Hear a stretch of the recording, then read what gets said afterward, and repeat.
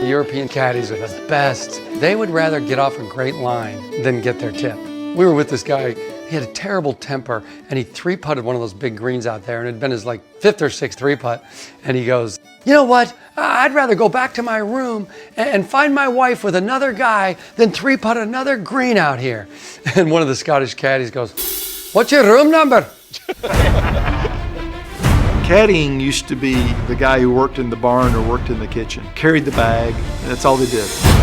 It's stressful because they're playing for big money and we're playing for our paycheck as well.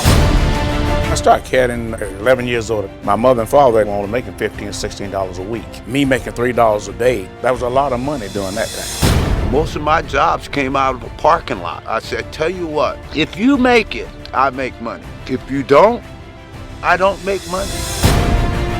I love this place. You meet different people every day from all over the world. Greg Puga, he's a caddy at Bel Air Country Club, and some guys don't know it. Guy played in the Masters, and Greg never says a word. So first, what it does, I say it's about 4 inches right, and don't leave the show. And he knocks in the hole. No way a first-year Masters player wins without a local caddy. And by the way, nobody has since.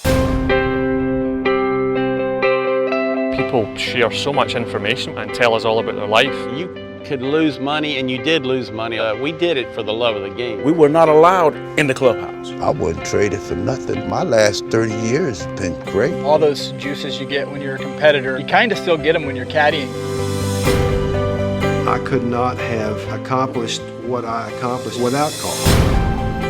You know, when I started the tour, we had over 24 blacks and Hispanics playing the tour. Where do you think these guys came from? They came from the caddy ranks. Chick Evans was a great amateur golfer, and he made some pretty good money, but he can't take the money or else he loses his amateur status. So his mother said, why don't you give it away? So his idea of giving it away was to start a scholarship program for caddies. It was a way for kids who couldn't go to college because they couldn't afford to go to clubs and caddy, and therefore they would get a college scholarship. To receive the Evans Scholarship, you have to have a good attitude to be able to represent the Evans Scholarship. You need to do community service all throughout. If I wasn't an Evans Scholar, I don't think I'd really have a lot. Those are the kids that are going to work hard, and those are the kids that are going to really care about what they're doing in their community, and I think it really shows. When I first started, I got $3 a bag, but then they bumped it to $3.50. The money got out of control. They want to have an experience, and the caddy is one of the biggest part of the experiences here. It's maybe the one and only time they'll ever play here. I've had terminal people. They want it to be their last round of golf. The guys who think caddy's just there to show up, stand up, and shut up. Keep up,